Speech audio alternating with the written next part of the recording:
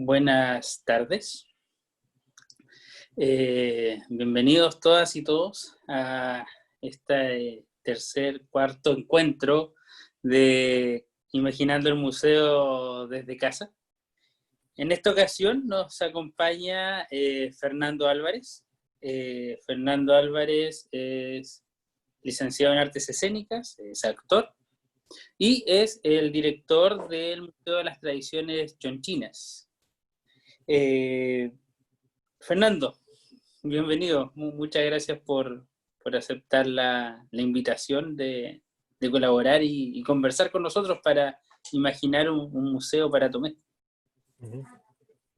Gracias a ustedes por la invitación. En realidad somos un museo en una comuna pequeña, la isla de Chiloé, y también para nosotros es súper gratificante poder dar algunas respuestas y algunas luces a un proceso de creación de un museo que sin duda lo que hace es remecer bastante las pasiones de los habitantes, bueno, en este caso ustedes como equipo de trabajo, y es bonito estar en este momento como de gestación de algo que con el tiempo se van a dar cuenta que va a tener mucho valor para su comunidad y como lo dice el nombre, un proceso de imaginación, ¿cierto? Donde en los tiempos en los que estamos cuesta tanto tener la posibilidad de detenerse a imaginar lo que queremos, eh, y es bonito tener ese espacio como ese espacio reflexivo, de mirar también como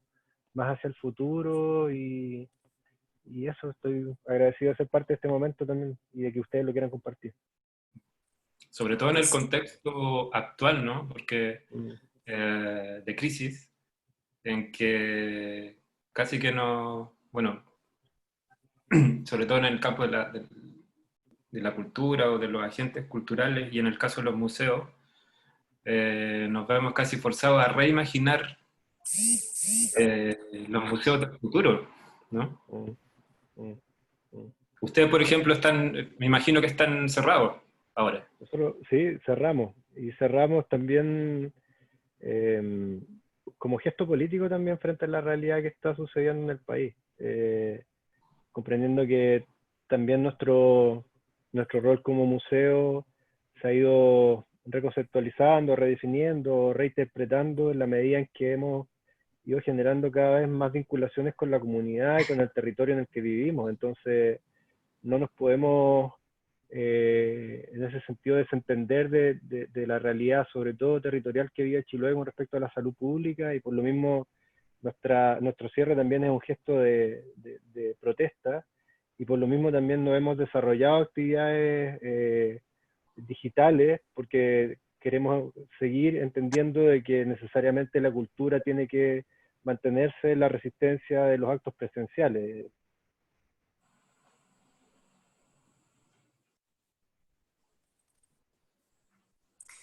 Parece que perdimos un poco la conexión.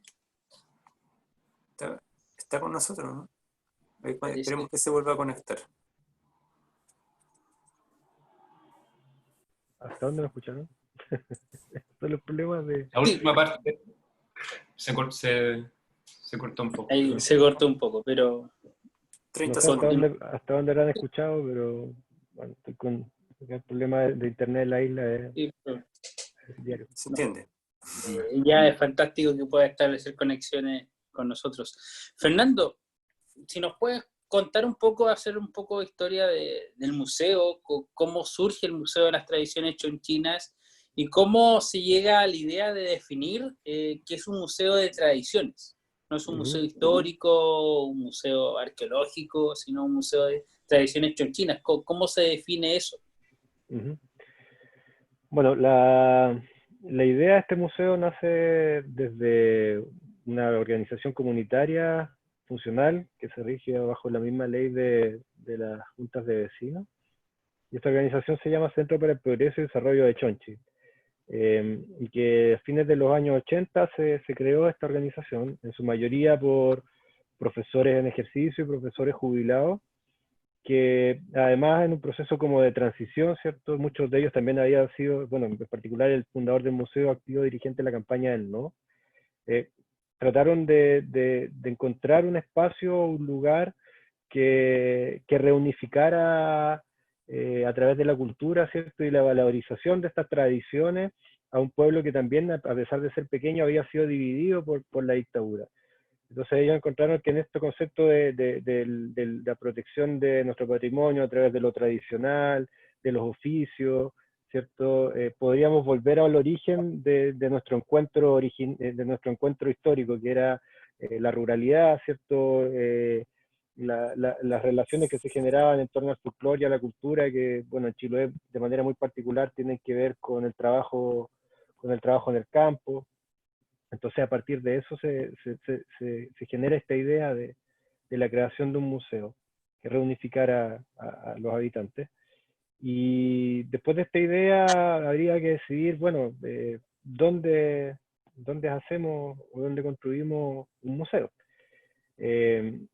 Y previo a esto, lógicamente, bueno, estaba la idea, pero no estaban los objetos para exhibir y tampoco estaba el espacio. Entonces lo primero que se hizo fue conseguir el espacio para poder posteriormente ver de qué manera conseguir los objetos que iban a ser parte de la museografía. Y en Chonchi se encontró una casa en la calle Centenario, que es la calle o el eje, la columna vertebral de la comuna de Chonchi, que es una calle que tiene bajada hacia la costanera, hacia el puerto. Y en esta calle hay muchas casas centenarias de mucho valor patrimonial por la Escuela de Carpintería en Madera de Chiloé y además por su arquitectura. De hecho, la calle Centenario fue la primera declaratoria zona típica por el Consejo de Monumentos Nacionales en Chiloé, previo a las declaratorias que posteriormente se dio por las iglesias que fueron declaradas Patrimonio de la Humanidad.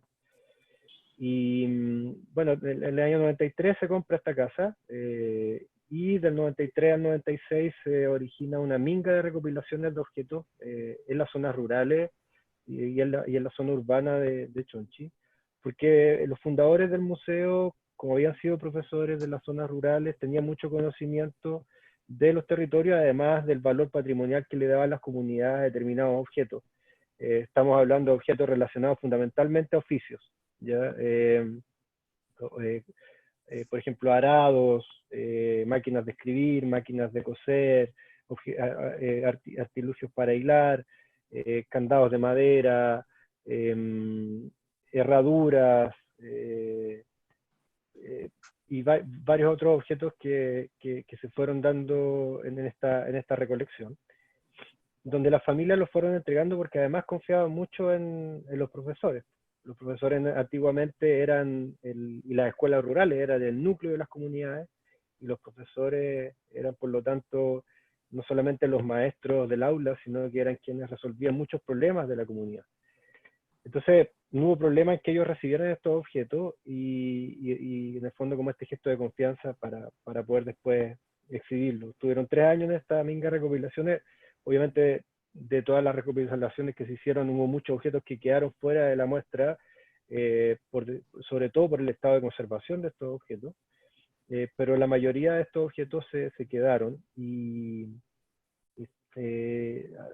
hasta hoy, o sea, después de 24 años de fundación del museo, que se fundó en el año 96, siguen estando prácticamente los mismos objetos,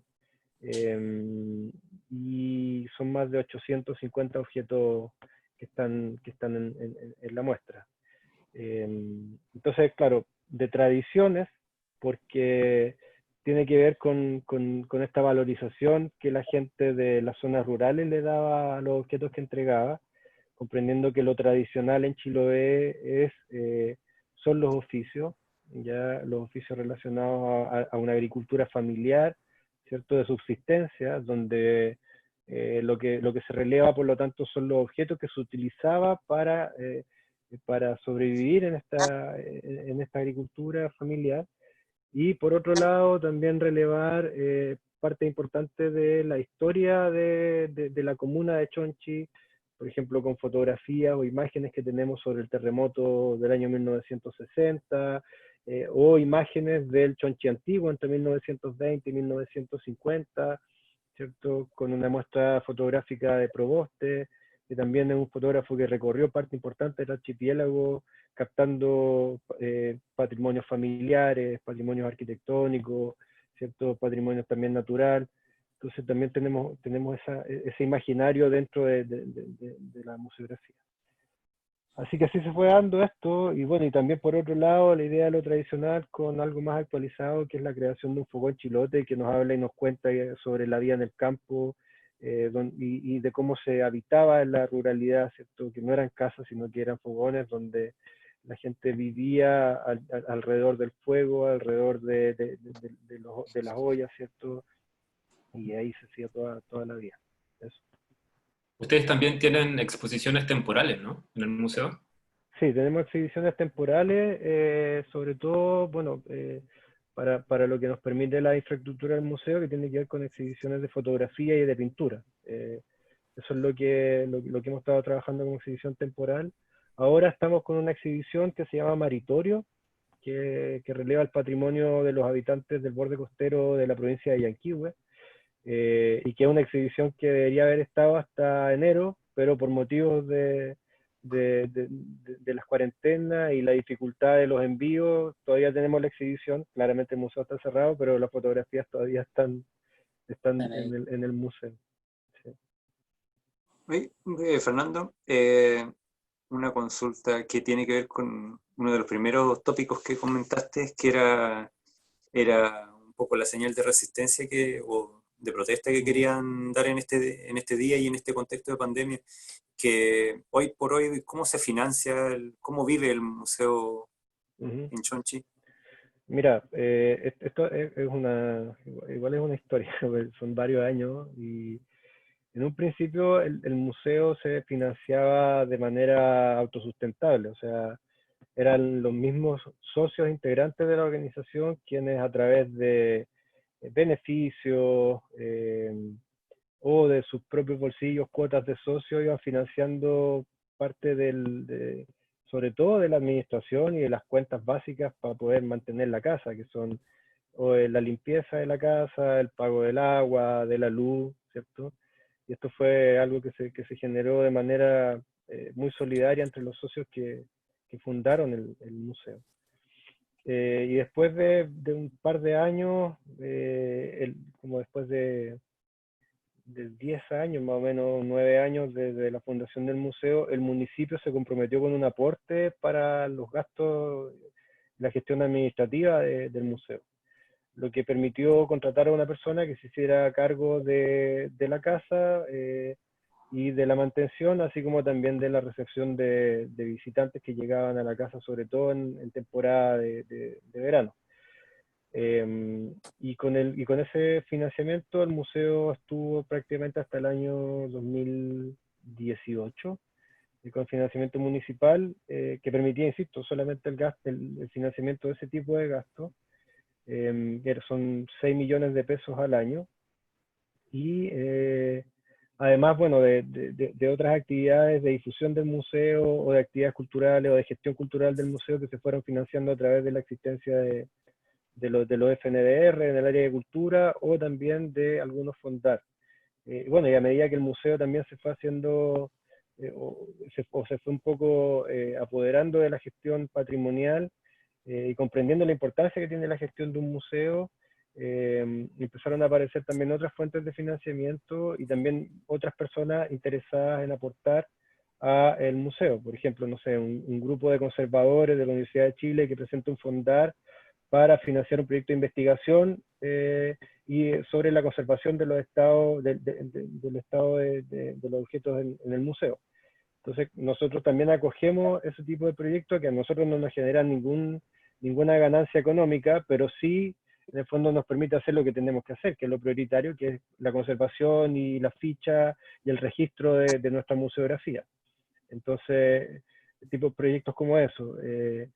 Y el año 2018 nosotros postulamos a un fondo que se llama, que es el OIC, otra instituciones colaboradoras, que nos permitió el año 2019 tener una gestión cultural, donde lo que asumimos fue la programación cultural y también una gestión que tenía que ver con generar un lineamientos específicos para la intervención territorial en términos patrimoniales apoyando a otras comunidades y también levantando un equipo de trabajo que nos permitió amplificar el museo o ampliarlo no solamente hacia una gestión de la propia casa, sino que en lineamientos que tienen que ver con la formación, con la educación, ¿cierto? Y también con levantar otras fuentes de financiamiento y profesionalizar también nuestra gestión para quienes estamos a cargo del museo. O sea, en mi caso, yo de profesión, como decía Gonzalo, soy actor.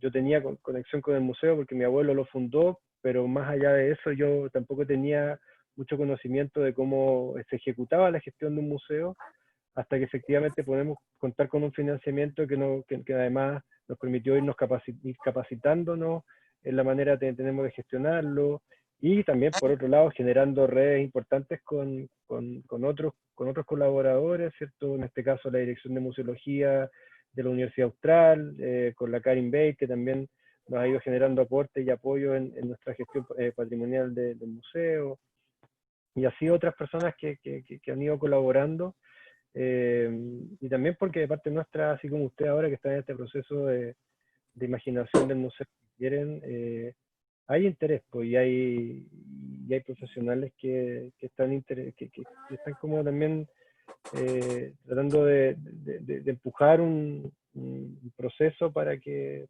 se ocurran cosas nuevas en nuestros territorios. Lo preguntaba también desde el punto de vista de la autonomía, porque quizá en otras circunstancias, por ejemplo, por el mismo caso del Día del Patrimonio, quizá hubieses tenido que desarrollar actividades dentro de un empuje estatal por mostrarse visible en estas circunstancias. Entonces, en Claro, este caso, tú decides otra cosa. sí, Pero sí, sí, porque igual, por ejemplo, estas actividades más institucionales, como el Día del Patrimonio, tampoco son actividades que uno agrega dentro de los planes de gestión que postula. Entonces tampoco estamos obligados a cumplir con esta actividad porque no está dentro de nuestro plan de gestión que está financiando en este caso el Ministerio o la Subsecretaría. Pero aún así, si es que estuviera dentro del plan de gestión y dada la contingencia, las coyunturas, nosotros nos damos cuenta de que no hay nada que celebrar, definitivamente no se hace. Y porque no solamente el financiamiento depende siempre de la palabra que tenga su secretario o que tenga la ministra, sino que en nuestro caso, en este financiamiento que teníamos, hay una unidad completa de trabajadores del ministerio que son al final quienes evalúan o quienes establecen los criterios sobre determinados planes de gestión. Y también esa unidad de trabajadores tienen conciencia sobre también los espacios y los lugares con los cuales ellos están generando la colaboración. Claro, en ese sentido, nosotros, por ejemplo, ahora postulamos al Fondo de Mejoramiento Integral de Museos, que depende del Servicio Nacional de Patrimonio, y hemos sido además súper críticos de la ley de patrimonio, hemos sido súper críticos de la ley de integración social y urbana. Ahora mismo, o sea, este fin de semana tuvimos un encuentro de patrimonio y nueva constitución, que efectivamente son líneas ideológicas y políticas que van en directa, o sea, que están en directa crítica o en oposición a lo que el gobierno en este caso está pensando como patrimonio de aquí a 20, 50 años. Y nosotros no tenemos temor tampoco en expresarnos de esa manera, porque tampoco creemos que el hecho de postular un fondo nos quite la autonomía. Efectivamente, y ha sabido que si hay quienes son muy críticos también pierden esa autonomía, y más que perder la autonomía, pierden definitivamente el financiamiento. Pero insisto, o sea, por lo menos a mí me tocó conocer dentro del ministerio una unidad de trabajadores, que son trabajadores del patrimonio, que tienen también como la fortaleza o la noción de repente de defender en la interna de los ministerios el trabajo que realizan otras organizaciones, más allá de que de repente alguien quiera meter la mano y decir, o a dedo, este sí y este no, ¿cachai? Fernando, ¿Y cómo definirías la relación del museo con la comunidad? Porque como nos contabas, la colección del museo proviene de la comunidad. Mi pregunta era como, pensaba, ¿qué tan propio siente la gente de Chonchi el museo? Y ¿en qué medida el museo se ha transformado en un dinamizador de la actividad cultural en Chonchi? Sí. Bueno, los chonchinos no van al museo a recorrer la casa o a ver los objetos.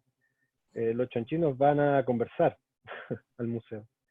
Porque nosotros programamos tertulias con distintas temáticas donde los chonchinos van y se encuentran en torno a una conversación también súper íntima y son capaces de compartir sus experiencias. Y eso para nosotros es mucho más, tiene mucho más sentido, o dentro del diagnóstico vale mucho más, porque al final lo que te está entregando la gente es un gesto de confianza, o sea, decir, tenemos un espacio en el cual nos podemos reunir, podemos conversar, podemos vernos todos como iguales, porque esto además lo hacemos en el fogón, alrededor del fuego, y tener un espacio para contar nuestras historias y también para acordarnos del pasado y también para ver, bueno, en este diagnóstico sobre lo que era el pasado, qué es lo que vivimos ahora y cómo lo podemos también comenzar a proyectar como habitantes de un territorio con sus propias particularidades. Y, y en ese sentido, claro, el chonchino lo valoriza mucho y valoriza mucho también el hecho de que haya un espacio que preserva y conserva y difunde su patrimonio, porque además ellos son súper conscientes de la relación que existe entre el objeto y la tierra en el que viven. O sea, no hay una dificultad de generar esa lectura. Y es súper didáctico. Por lo mismo también a los estudiantes no se les hace muy complejo generar también ese proceso reflexivo en torno al valor que tiene un objeto, porque aún son capaces de reconocerlo en su patrimonio familiar. Entonces, hay algo ahí que permite también generar esta cercanía con la comunidad a partir como de esta comprensión de la historia. Y porque también hay muchos de los objetos que nosotros tenemos que siguen siendo parte de los usos de las zonas rurales. Y por otro lado, también está esta parte del museo que es parte de la casa patrimonial, donde está esta puesta en escena de las casas de 1900, como eran la habitación en las casas entre 1920 y 1950, que tampoco es cualquier casa. Ya estamos hablando de una casa de un sector acomodado de Chonchi, ¿cierto? Donde la mayoría de los habitantes de estas casas centenarias o patrimoniales vivían de la explotación del ciprés, ¿cierto? Y eso generó mucha riqueza y mucho ingreso a la comuna de Chonchi. Pero aún así también la gente es capaz de valorar estos espacios, entendiendo de que, que fueron parte de la historia, quizás no fue la forma en la que yo viví, ¿cierto? La ruralidad o en otros sectores no acomodados, pero sí fueron parte de la historia. Y es importante también mantener eso para que justamente se puedan generar estas comprensiones de lo que fuimos, de cómo se ha ido modificando la cultura, de cómo el patrimonio siempre está en movimiento.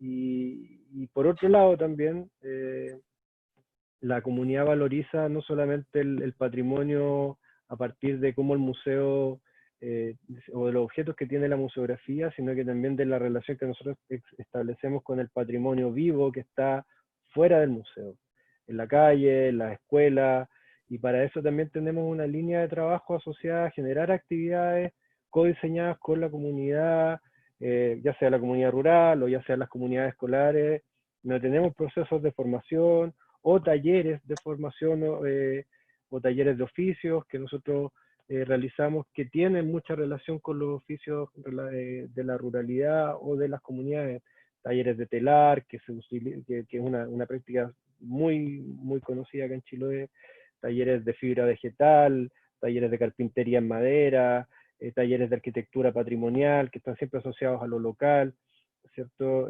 Talleres con niños, talleres de conservación de los objetos de su patrimonio familiar. Entonces, también establecemos estas vinculaciones con la comunidad y a poco han ido comprendiendo también la importancia que tiene el museo para la gestión patrimonial y también la gestión territorial. Porque en este caso nosotros como museo, al tener cada vez más vinculación con las comunidades, a través de estos procesos educativos, formativos y de la gestión patrimonial del barrio, hemos ido reinterpretando y redefiniendo el rol que nosotros tenemos como museo dentro de la comunidad. Y efectivamente ese rol ya no es solamente la difusión o la promoción, sino que también el rol que nosotros tenemos es justamente aportar en los procesos de rearticulación del tejido social. Entendiendo de que el patrimonio no solamente se difunde o se conserva, sino que también se protege. Y esa protección en sí misma es un gesto político. Entendemos que para proteger el patrimonio tenemos que estar súper vinculados con la creación o la generación de políticas públicas de protección del patrimonio. En ese sentido también reactivar la organización de los barrios que están dentro, o sea, de los barrios patrimoniales, o de los habitantes que están dentro de las zonas típicas, para poder justamente a través de esa organización barrial tener la soberanía como habitantes de un territorio para definir cuáles son nuestros bienes patrimoniales, ¿cierto? Cuál es la educación patrimonial que nosotros queremos para nuestros territorios, ¿cachai? Y al fin y al cabo, cuáles son las organizaciones o los habitantes que deben ejercer ese derecho por el patrimonio, que creo que es algo que, bueno, estamos además en un proceso constituyente donde el derecho por el patrimonio es algo que por lo menos debiese entrar en discusión también. En ese sentido es un museo de tradiciones, pero es también un museo comunitario, ¿no? Así como Claro, es describe un el museo, trabajo del museo. sí, es un museo comunitario y que también entendemos, no entendemos la tradición como algo estático, sino que entendemos también el patrimonio como algo en constante movimiento, así como la cultura también. Por lo mismo, lo tradicional no es algo que nosotros podamos comprender como de manera más conservadora o, o como algo que no se pueda transformar o modificar. Porque también si pretendemos ser un museo que tenga una proyección de aquí a 50, 80 años, también tenemos que ser un museo que vaya reinventando su guión museográfico, y para eso tenemos que ir también modificando la muestra, porque tampoco nos vamos a quedar pensando en solamente una época de la historia, sino que también tenemos que ir generando huellas de la historia actual o del presente para quienes estén construyendo este presente también generen huellas dentro de este museo, y tenemos espacio y la voluntad también de ir generando estas nuevas intervenciones. Ahora mismo, por ejemplo, con la postulación al Fondo de Mejoramiento Integral de Museo, en la línea de equipamiento museográfico, lo que vamos a hacer es modificar parte importante del guión, pero modificarlo en el sentido de que vamos a tener un equipamiento que nos va a permitir reubicar los objetos y definir también, a propósito de un estado de diagnóstico previo sobre la conservación, qué objetos van a poder salir, cuáles no. Vamos también a modificar la didáctica de la presentación de estos objetos, y esas son cosas también como un lenguaje más contemporáneo en la manera de entender cómo se pueden generar los nuevos guiones museográficos, de cuáles son los elementos que intervienen en estas puestas en escena que tienen los museos.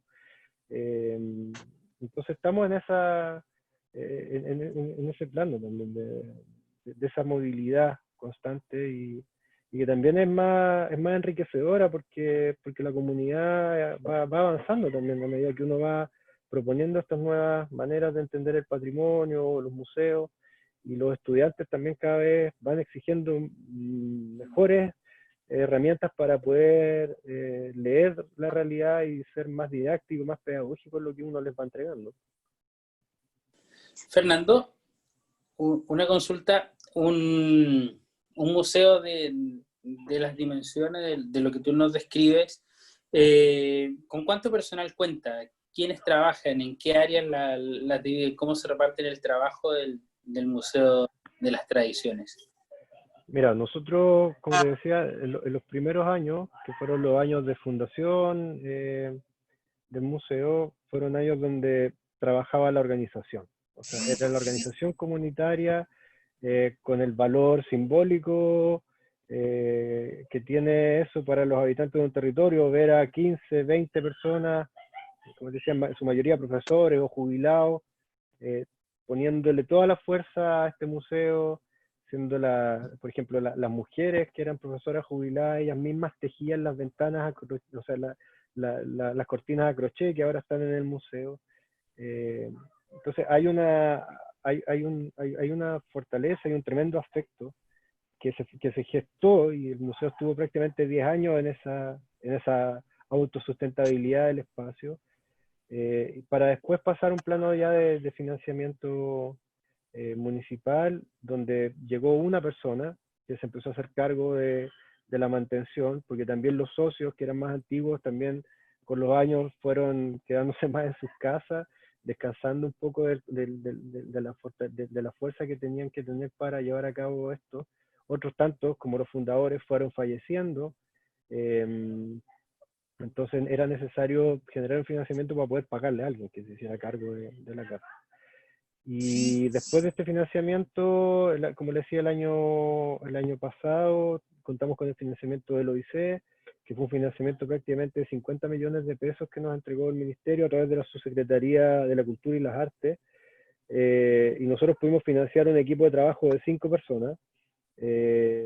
Y este año, como son fondos concursables, ya no contamos con ese financiamiento, volvimos al financiamiento municipal y ahora somos 2 personas trabajando en la gestión. Ahora, somos 2 personas trabajando de manera remunerada, ¿cierto? Pero eso no quita que dentro de la gestión patrimonial de la casa o de la conservación siempre estamos generando trabajo colaborativo, y eso es más importante que obtener un financiamiento directo. Por ejemplo, nosotros ahora, para poder postular al Fondo de Mejoramiento Integral de Museo, que además la respuesta la dan este viernes y creemos que nos va a ir bien, no se postuló con trabajadores que están contratados por el museo. Yo como director armé la postulación con 2 colegas que son arquitectos de Chiloé. Uno de ellos fue presidente del Colegio de Arquitectos, otro de ellos actualmente está a cargo de la oficina técnica del Consejo de Monumentos Nacionales acá en Chiloé. Entonces, y nos conocemos hace muchos años, producto de la gestión patrimonial que hemos tenido en el territorio, y solamente con ese hecho de habernos articulado, de haber generado proyectos colaborativos, llegamos a una instancia en la que decimos, mira, postulemos este financiamiento, nos encontramos, y perfecto, y se hace. Y así con muchas otras actividades que a pesar de no tener el financiamiento hemos podido levantar. Y como les mencionaba también, no sé, si es necesario hacer un proceso de conservación de la museografía, hablamos con personas que conocemos del área de la conservación y se genera un proyecto y un fondar o un fondo, en este caso de mejoramiento integral, y se postulan estos financiamientos. O también nos movemos con empresarios locales, ¿cierto? Que en estos pueblos más pequeños también es más fácil la llegada porque todos nos conocemos, no sé, y se generan estos procesos de colaboración en red. Por lo tanto, yo creo que no hay que tenerle miedo al cómo nos financiamos. Yo creo que, y yo sé que por ahí tampoco va tu pregunta, pero lo que yo creo que tenemos que entender es primero la necesidad de una colaboración mutua entre los que están interesados en levantar este museo, en este caso los habitantes de Tomé, que quieran levantar el museo, que estén en este proceso de imaginación, en este codiseño, ¿cierto?, participativo, y que ellos sientan de que en una primera instancia claramente el museo va a tener dificultades, pero van a ser las menos en cuanto la comunidad esté dispuesta a participar del proceso, porque al fin y al cabo la comunidad va a ser la que en estos primeros 5 años, después, o 6 años después de la creación de un museo, va a ser la que va a permitir hacer la difusión, la que va a permitir darle la valoración, porque tú no sacas nada con postular un financiamiento. Por ejemplo, si usted abre en el museo y postula en equipamiento museográfico, te pueden dar la plata, pero no sacáis nada de equipar un museo si es que tu comunidad tampoco el museo está generando vinculación con la comunidad. y lo bueno es que ustedes están en este proceso de hacer este museo más comunitario, y me imagino, como me mencionabas tú también, con este FNDR, donde también se hace un diagnóstico previo a cuál es el museo que quieren o que queremos, y entonces ahí se generan estas nuevas formas de entender también el, como la gestión y la sustentabilidad que tienen los museos en el territorio. Como te digo, nosotros este año estamos viviendo y subsistiendo con 6 millones de pesos para la gestión de la casa, y por otro lado, claro, yo me muevo con otras pegas, pero no necesariamente que tienen que ver con museo, pero aún así estamos en el trabajo de la gestión patrimonial. Oye, bueno, cuando estamos viendo en esta consecución de entrevista de quién podríamos, con quién podríamos dialogar, bueno, surgió el Fernando Álvarez y el Museo de Chonchi, y me gustó por el hecho de problematizar el contexto de Chonchi, que es muy diferente al de Tomé. O sea, para problematizar, perdón, precisamente lo que significa, por lo menos en el caso de Tomé, que es lo tradicional, por ejemplo. Puede ser uno de los ámbitos a discutir. Porque, por ejemplo, a diferencia de Chonchi, tengo entendido que son como 15.000 habitantes, entiendo ya. La mayor parte de la población vive en el mundo rural, digamos. En Tomé, ese proceso del vaciamiento de los campos se produjo alrededor del 1900, con este auge industrial de Tomé, que hizo que de los campos y de muchas ciudades de los alrededores, básicamente la gente llegara con la expectativa de poder trabajar, de un mejor Eso está futuro, pasando digamos. ahora acá, pues. Claro. Entonces, en ese sentido, esta dinámica de vínculo con la comunidad también es distinta. O sea, y nosotros intentamos que prodigar cierta escala en que la gente en este ámbito primero de planificación se vincule, pero también es problemático también, por ejemplo, el tema de la cobertura. Por ejemplo, en Tomé son 50 y tantos mil habitantes, todos urbanos, digamos, en un territorio bien, bien amplio. Entonces es bastante compleja esa situación de que todos puedan verse identificados en esta futura institución. Entonces, un poco para ponerlos en diferencia o en diálogo, no sé, las dos realidades. Sí. Sí, por ejemplo, lo que te puedo compartir de la experiencia acá en Chiloé es que nosotros estamos con el proceso de neutralización de finales de los años 80, producto de la industria salmonera, y a partir de la llegada de la salmonera lo que se produce es una migración del campo a la ciudad, donde principalmente lo que cambia es la concepción del trabajo. Pasaron de hacer un trabajo, como les mencionaba en el principio, de una agricultura familiar de subsistencia, con manos mancomunadas, ¿cierto? Un trabajo solidario entre vecinos, la conocí, famosa concepto de la minga. El trabajo en asesoramiento empieza a capitalizar de manera individual, entonces se rompe o sea, y cuando cambia la concepción del trabajo, lo que hace en Chiloé por lo menos es cambiar la concepción sobre la cultura, sobre el folclore, sobre las relaciones socioculturales, porque la cultura de lo tradicional en Chiloé está súper enraizada con el trabajo en el campo. Y a partir de este trabajo en el campo es donde, por ejemplo, los jóvenes, los niños, a través de la transmisión de los padres, entendían de qué manera se vivía, por ejemplo, el concepto de la solidaridad con los vecinos. Tenían conocimientos sobre los ciclos de la tierra. El chilote vivía y su tiempo de vida y su ritmo de vida estaba relacionado a los ciclos de la naturaleza. Entonces, con la llegada del proceso industrial, todo eso se empieza a problematizar y empieza a desaparecer. Y son los viejos los que mantienen todavía ese patrimonio de esa agricultura y de esas tradiciones. Y claro, ahí nosotros como museo hemos tenido que replantearnos la forma que tenemos de revincularnos con esa comunidad, a propósito de esta problematización, porque si es que los estudiantes se están yendo de las zonas rurales a las zonas urbanas, donde además el conocimiento que se entrega en los liceos públicos es súper estandarizado y siempre a disposición de la mano de obra de la industria, nosotros como museo, ¿qué tenemos que hacer?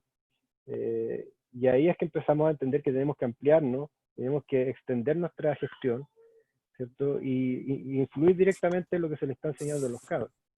Y ahí entramos a diseñar con las escuelas rurales contenidos específicos en el área de la formación patrimonial para los chicos, para que comiencen a tener herramientas para reentender y una relectura y una revalorización de su patrimonio local y rural. Y para que además entiendan todos estos procesos de cambio y desde dónde provienen. Entonces, claro, en Tomé ya pasó lo contrario, me decía, desde 1900 ya está en este proceso de migración. Ahora es prácticamente una ciudad de 50.000 habitantes, súper urbanizada.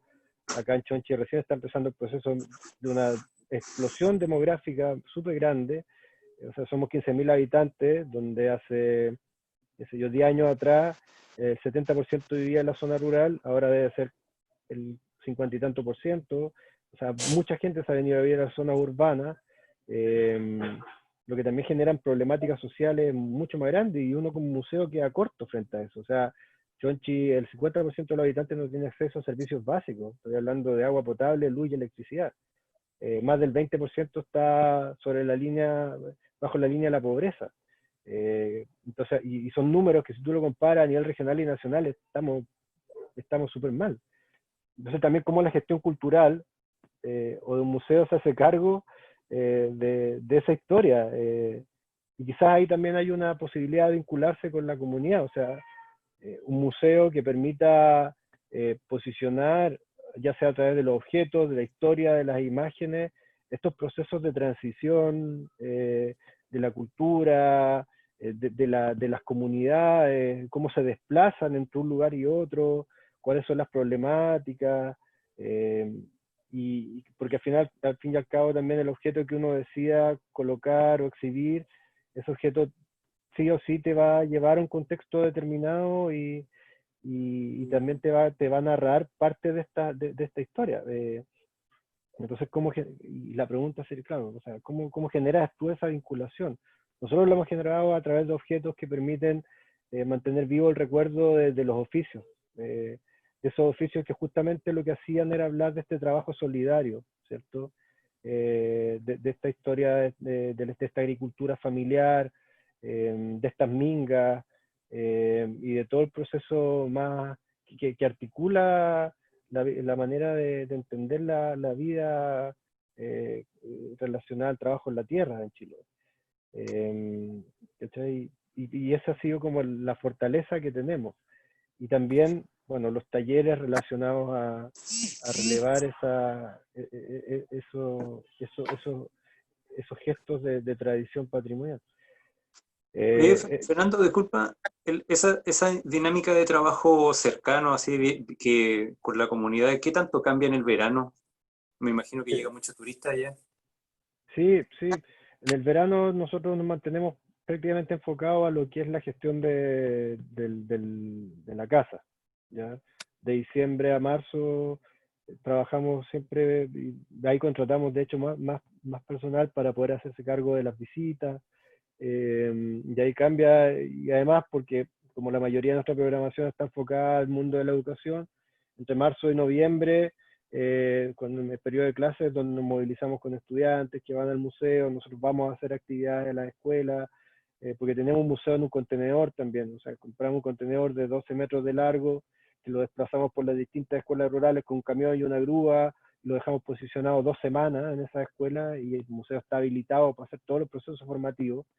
Entonces también eso nos permite tener 2 espacios, ¿cachai? Entonces tenemos el museo en la calle Centenario y tenemos este otro museo que se moviliza por la isla, por las escuelas rurales, cumpliendo con los objetivos de formación. Y entonces ahí podemos movernos.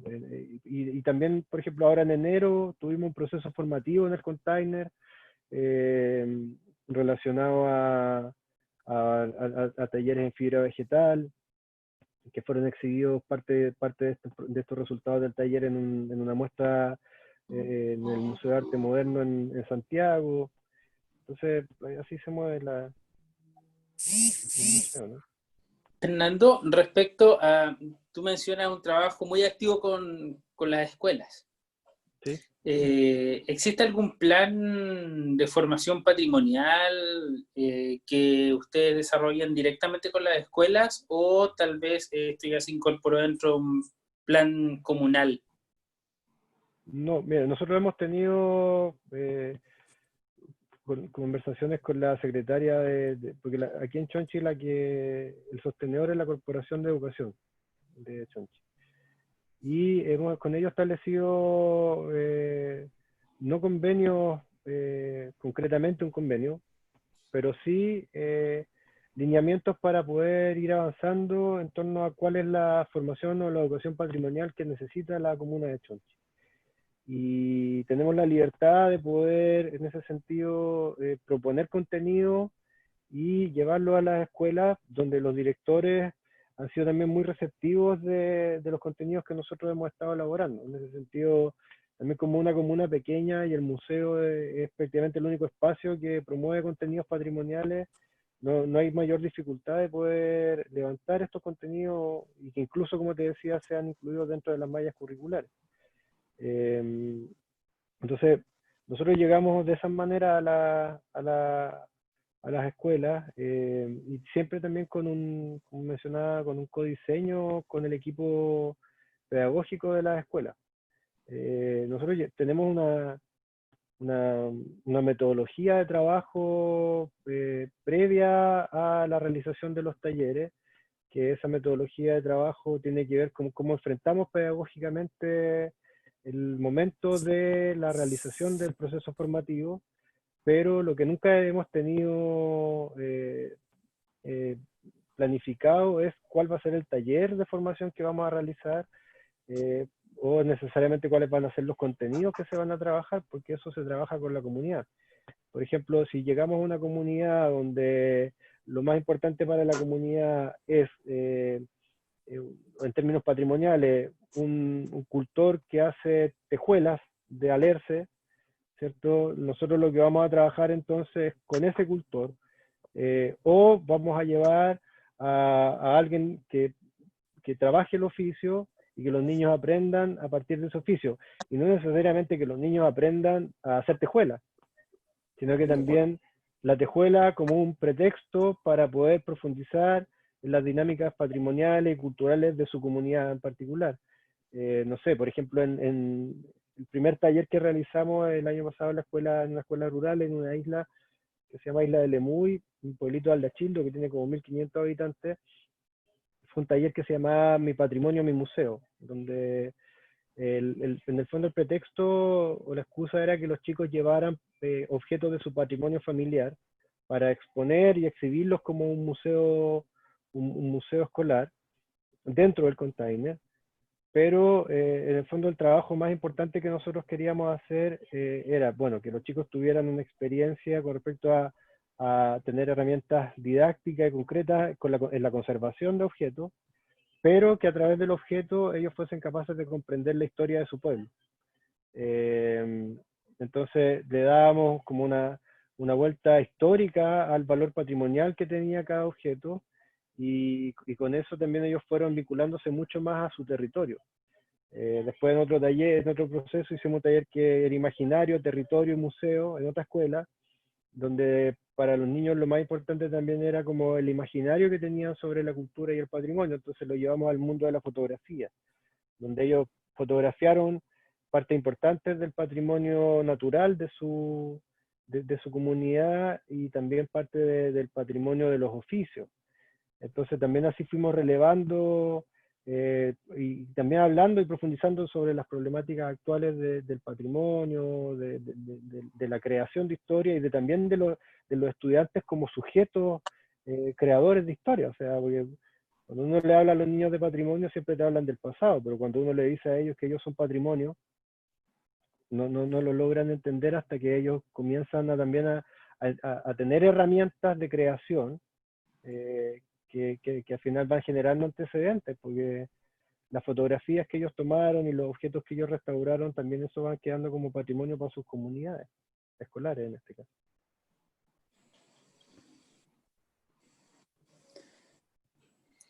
No sé cómo estamos con el tiempo. Estamos bien. Daniel, ¿no te escuchas? Ahora sí, es que estaba preocupado por el tiempo. Ahora, Sí, No, pero, o estamos... sea, si se tienen, yo tengo un poco más de tiempo, si ustedes se tienen que ir, pero si quieren yo puedo... No, no sé, más que principalmente nada por por la grabación. el Solo formato. Ya. por el No sé, formato. alguna pregunta como para poder cerrar, si quieren, algo que no les quede claro. Fernando, si bien Daniel en un momento mencionó la idea de hacer un contraste, hay ciertos elementos que tal vez y que pudimos recabar en el trabajo que realizamos el año pasado. Tú mencionaste el tema de la solidaridad, Mm, el tema del trabajo solidario que como una tradición. mm, Te podemos mencionar que el caso Tomesino en el ejercicio de participación ciudadana se trabajó eso, se salió dentro de las mesas de trabajo y también podría plantearse como un punto de partida dentro de la necesidad de la solidaridad para la construcción del museo y ver el tema de la solidaridad, más aún en tiempo de crisis, mm, como una oportunidad para poder desarrollar este tipo de iniciativas. mm, mm. Y Sí. disculpa, es que también cruzado con esta diferencia también que hay, que mencionaba de una ciudad volcada a la industria muy tempranamente, y que también tiene otras subjetividades. O sea, el modo de vida, me imagino, en Chonchi, también en el diario vivir, también es una vía para la subsistencia el ser solidario. O sea, la minga es una práctica que también es como para salir adelante también. Entonces, en el caso de Tomé, la subjetividad está cruzada por un ámbito ya más individual, en que un trabajador va, tiene una remuneración, tiene un horario, su vida ya no está marcada por la luz del sol, el día, los ritmos de la tierra, sino que es por un pito, trabajar en turno. Entonces, es difícil o diferente la relación, digamos. Sí, ahora, aún así cuando acá, por ejemplo, un trabajador asalariado que también cumple horario en la salmonera y turno, me imagino que lo mismo que entonces, turno y turno y turno. Eh, pero aún así cuando hay un problema con un vecino están todos siempre. Claro. Y van todos al funeral y van todos al velorio y todos lloran los mismos muertos y todos se preocupan del vecino que se le quemó la casa y todos atienden en ese sentido esas necesidades colectivas y por eso es bonito también el tema como de la minga, de la solidaridad, incluso desde lo más cotidiano, como te digo, o sea, no es necesario que estemos trabajando la tierra para entender la minga como un proceso colaborativo en la gestación de algo nuevo o en un momento de crisis donde hay que ayudar y hay que aportar. Entonces, claro, yo creo que ahí hay que darle o encontrar cuál sería el punto de inflexión en el que el habitante de Tomé logra entender en qué aporta un museo a la concepción que ellos tienen de cierta unidad como tomecinos, qué los unifica, qué los hace sentirse parte de algo, de un lugar, cuál es el lugar que ellos quieren habitar o no sé, como quizá un museo que les hable de eso, como el lugar que a que a ellos les gustaría vivir y no el lugar en el que ellos están sobreviviendo. No sé, ¿cachai? Pero ahí hay que darle vueltas, o sea, ¿qué es mejor que usted? Pero insisto, o sea, cuando hay que ser solidario, la gente del pueblo siempre es solidaria. Y al final estos pueblos, o sea, estos museos son para el pueblo, son para las comunidades. Claro. Para que ellos mismos tengan un espacio de valorización y de encuentro. No hay que pensar en quién lo va a visitar, sino que hay que pensar, yo creo, en cómo lo llenamos de sentido. Y esa es la parte más semiótica y más apasionante de la creación de un museo.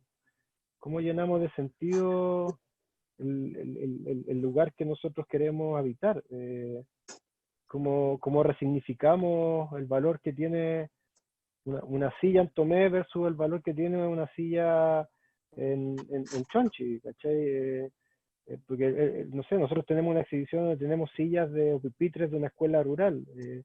Claro, aquí todos sabemos que el significado de la palabra silla es el mismo en España que en Chile, o el mismo en Tomé que en Chiloé, pero el sentido que se le va a dar a esa silla, y eso es lo que colabora en los museos, va a ser distinto el sentido que se le da en Tomé al que se le da en Chonchi.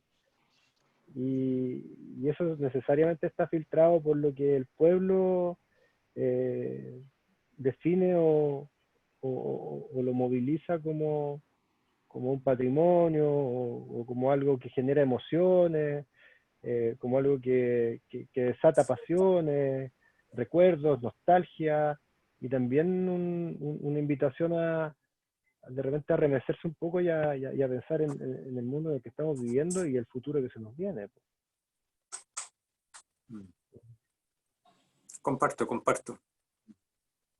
Fernando, yo creo que con esto tú has dado un cierre y un mensaje a los tomecinos súper preciso.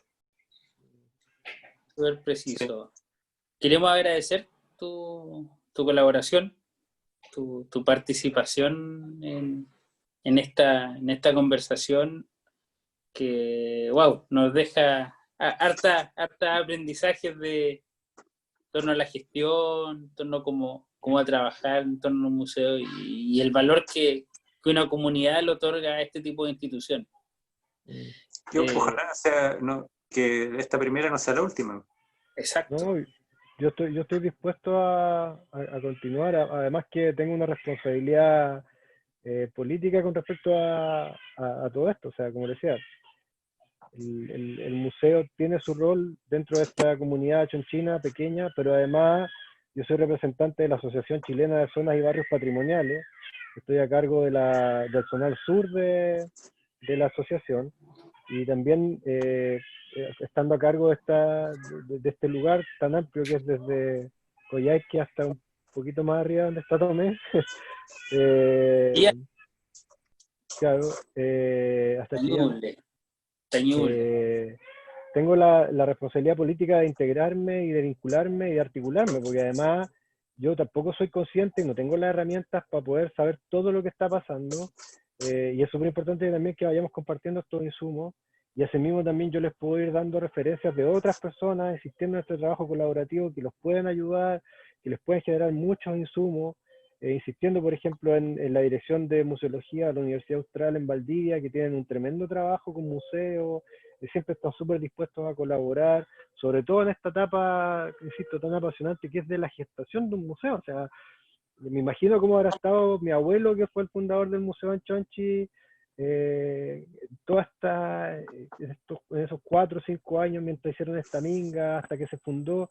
Les voy a contar una cosa súper íntima, y con esto no quiero cerrar, pero ya que mi abuelo fundó el museo en el año 96, en febrero, el 5 de febrero del año 96. Mi abuelo el 27 de abril del 96 se murió, 2 meses después de fundar el museo. Y mi abuelo venía con un cáncer, arrastraba un cáncer hace muchos años, una leucemia. Y yo siempre sentí que la fundación de este museo para él fue su último gesto de resistencia en la vida. fue su último acto, y después de eso descansó y se fue, ¿cachai? Y él como un profesor rural, que recorría 50 kilómetros a caballo, que navegaba de un lado a otro en un canal para poder ir a hacer clases y educar a su pueblo, ojo, a su pueblo. Y que ese mismo viejo haya sido quien haya con otros profesores también fundado este museo, es súper relevante también para entender quiénes son los que fundan la historia en un pueblo, en un país. Justamente son estas personas, son estos habitantes que se generan estas preguntas. Ya entonces ahí también está en las fortalezas a las cuales nos podemos arraigar en estas herencias, en estas transmisiones, para creer que sí es posible hacer estas cosas. Así que los felicito igual por el trabajo que están haciendo, porque es súper apasionante, es un tremendo esfuerzo y obviamente vamos a estar siempre llenos de preguntas y qué mejor que las respondamos entre nosotros mismos. Perfecto. Muchísimas gracias, Fernando. Excelente, Fernando, muchas gracias. Te Claro. pasaste. Nosotros vamos a estar en otro encuentro Imaginando el Museo. Encuentro en el estudio. Muchas gracias. Chao.